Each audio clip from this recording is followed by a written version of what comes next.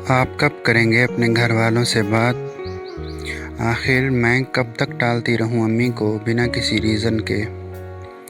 बस आज फाइनल करें वरना बात ख़त्म करें। उफ, तुम समझ क्यों नहीं रही? मैं 1 साल तक ऐसा सोच भी नहीं सकता। तुम जानती तो हो मेरी मजबूरियाँ। बस कुछ दिन और सब्र कर लो। मेरा कहने का ये मतलब नहीं था आसिम, पिछले 2 साल से आपका एक ही जुमला होता है, कब पूरा होगा आपका ये 1 साल? मुझे तो लगता है आप मुझे सिर्फ़ और सिर्फ बेवकूफ़ बना रहे हैं। ऐसा समझती हो तुम मुझे? मैं तुम्हें बेवकूफ़ बनाऊंगा? ऐसा सोचने से पहले ही मुझे मौत आ जाए। तो और क्या मतलब था? हाँ, सच बात तो यही है, तुम्हें मुझ पर एतबार ही नहीं। मुझे इंतहाई अफसोस हुआ तुम्हारी इस बात से। तुम इस तरह भी सोच सकती हो? ऐसा गिरा हुआ समझती हो तुम मुझे? You really hurt me. Asim ने इतना कहकर खट्टाक से फ़ोन रख दिया। फरी बेयकीनी से बैठी फ़ोन को तकती की तकती रह गई। 2 साल से चलता आ रहा इन दोनों का ताल्लुक़ अब इन्हीं बातों के गिर्द घूम कर ठहर जाता था। फरी अजीब कशमकश का शिकार रहने लगी थी।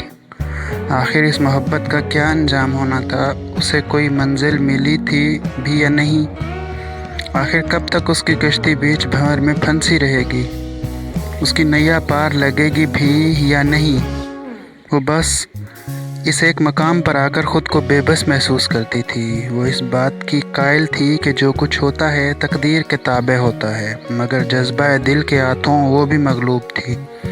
कुछ दिनों से उसकी ज़ात में बहुत सी तब्दीलियाँ रोनुमा हुई थी। कभी तो उसकी शख्सियत में नरमी और मुलायमत पैदा हो जाती जो इसका ख़ासा थी, मगर जूँ ही उसे इश्क में नाकामी का ख़याल सताता वो बफरी हुई शेरनी का रूप धार लेती। कभी उसे बदनामी के डर से खौफ खुदा सताता तो कभी अमली तौर पर मज़हब से इन्हिराफ करने लगती। इस इश्क ने उसकी ज़ात की कैसे धज्जियाँ उड़ा कर रख दी थी। क्या बात है लाले, क्यों तपा बैठा है आज? मत पूछ यार, अजीब मुसीबत गले पड़ गई है। बता तो सही, हुआ क्या है? वो शादी करने पर जोर दे रही है यार। मेरा तो उससे पीछा छुड़ाना मुश्किल हो गया अब। सरफिरी लड़की है बिल्कुल। कौन? फरी की बात कर रहा है तू? लेकिन जहाँ तक मुझे याद पड़ता है तो उससे मोहब्बत करता था, फिर क्यों ऐसी बात कह रहा है? वो ठीक तो कह रही है, आखिर कब तक इंतज़ार करेगी? आखिर रिश्ता भेज क्यों नहीं देता तू? मैं और उस जैसी लड़की से शादी करूं? भाई मेरे इतने बुरे दिन नहीं आए अभी। जो मुझसे मोहब्बत भरी बातें कर सकती है उसके न जाने कितने आशिक गलियों में फिरते होंगे। वो इस काबिल नहीं जो मेरी शरीक हयात बन सके।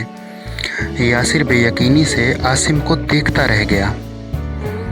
आसिम, क्या हो गया है? तेरा दिमाग तो ठीक है? और जो इतने अरसे से तू इसे आसरा दे रहा था वो क्या था? फरी को मैं बहुत अच्छे तरीके से जानता हूँ, वो ऐसी लड़की नहीं है। तू क्यों उसकी लाइफ बर्बाद कर रहा है यार? भाई अगर तुझे उससे इतनी हमदर्दी है तो तू उससे शादी क्यों नहीं कर लेता? मगर मुझे इस अजाब से दूर रख। मैं ज़रूर इससे शादी करता अगर मुझे इससे मोहब्बत होती, मगर क्या किया जाए? उसे हसीन ख्वाब तो तूने ही दिखाए हैं, मैंने नहीं। यासिर ने बेचारगी से जवाब दिया। खैर ये बात का दर्द सर है। अभी ये बता, आप ही के रिश्ते का क्या हुआ? उन लोगों ने क्या जवाब दिया? आसिम ने यासिर से पूछा, जो आसिम की बहन के रिश्ते के सिलसिले में किसी के यहाँ गया था। हाँ, मैं इस सिलसिले में तुझसे मिलने आया था। उन लोगों को एक तो तेरी सिस्टर की उम्र ज़्यादा लगी और उनका कहना है हमें ऐसी लड़की चाहिए जो घर संभाल सके।